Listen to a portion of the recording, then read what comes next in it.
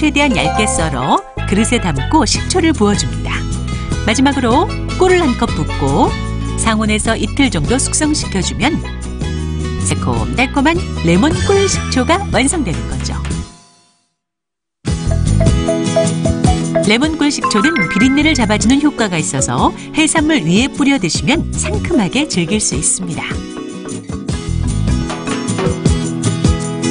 네, 적은 양으로 맛을 낼 수 있는 녹차소금을 만들어 보겠습니다. 고기를 구울 때 사용하시면 고기의 잡냄새를 없애주고 또 몸에 좋은 녹차를 함께 섭취할 수 있어서 좋습니다. 녹차가루와 굵은 소금만 있으면 끝! 먼저 굵은 소금을 체에 넣고 물을 넣어 불순물을 제거해 주세요. 프라이팬에 약한 불로 살살 볶아 수분을 제거합니다. 볶은 소금을 녹차가루와 함께 넣고 갈아주면 맛도 좋고 향도 좋은 녹차소금 완성! 이 녹차소금을 돼지고기에 살살 뿌려서 굽기만 해도 다른 양념 필요 없겠는데요. 주변에 있는 천연 재료들을 이용해서 단맛, 짠맛, 신맛을 잘 맞추어 드시면 모든 음식을 맛있게 드실 수 있을 겁니다. 네, 참 다양한 그 맛들이 있고 양념들이 있는데요. 우리가 그 삼백식품이라고 하나요? 뭐 밀가루, 소금, 그리고 설탕 이런 것들을 우리 일상생활에서 너무 많이 섭취하는 건 아닌가 하는 생각이 들 때도 있어요. 맞아요. 교수님. 소금이 많이 또 특히 문제가 되고 있는데요. 네. 세계보건기구에서는 일일 섭취 최대량을 2000mg 정도로 제한하고 있는데요. 실제 우리는 2.5배 정도를 섭취하고 계신답니다. 그래서 개인적으로 좀 줄이실 필요가 있는데요. 줄이시는 노력으로는 첫 번째 국이라든가 찌개, 국물 요리를 좀 적게 드시는 게 좋을 것 같고요. 그리고 나트륨 함량이 많은 그런 그 가공식품은 섭취를 좀 줄여나가시는 것도 좋은 방법일 것 같고요. 또 체내에 들어있는 나트륨의 배설을 돕기 위해서 채소라든가 과일 같은 걸 많이 드신다면 배설이 촉진되니까 그 부분도 도움이 많이 될 것 같습니다. 네, 말씀 듣고 보니까 천연 양념을 더 잘 만들어 써야겠다는 생각이 드는데요. 교수님 궁금한 게 있어요.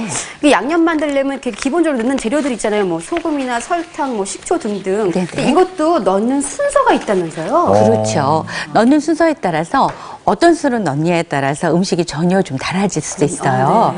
그래서 차트를 보시면서 말씀을 드리자면 설탕과 소금, 식초, 간장을 넣을 때 한꺼번에 넣으시는 것이 아니라 이 순서로 넣으시는 게 좋아요.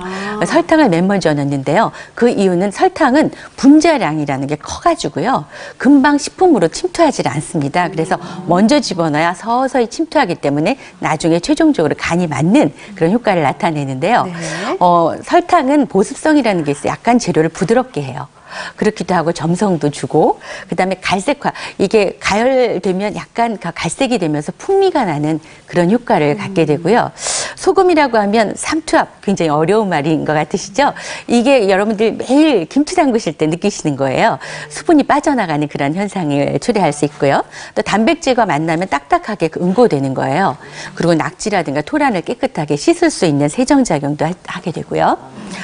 식초는 조금 천천히 넣는 이유가 뭐냐면 물론 단백질도 응고시키고 또 생선의 비린내를 없애기도 하는데요. 생선 비린내 억제와 더불어서 본인도 휘발되는 거예요. 그래서 나중에 첨가하시는 게 좋고요. 그다음에 간장은 우리 여러분들 다 아시듯이 대표적인 발효식품이잖아요. 발효되는 과정에 풍미가 생기고 또 색이 생기고 그렇거든요. 그래서 이 풍미를 최대한 즐기기 위해서 나중에 첨가하시는 것이 도움이 많이 됩니다. 그렇군요. 그 밖에도 또 그런 장류, 뭐 된장이라든가 고추장 또는 청국장 같은 것들이 있는데요. 그것도 먼저 넣으시는 게 아니라 채소를 넣고 한 소끔 이렇게 끓이시다가 맨 마지막에 넣고 얼른 불을 끄고 시식하시는 게 좋으실 것 같아요. 네, 양념도 재료의 특성을 알면 더 맛있게 사용을 할 수 있겠는데요. 다음 양념은 뭔가요?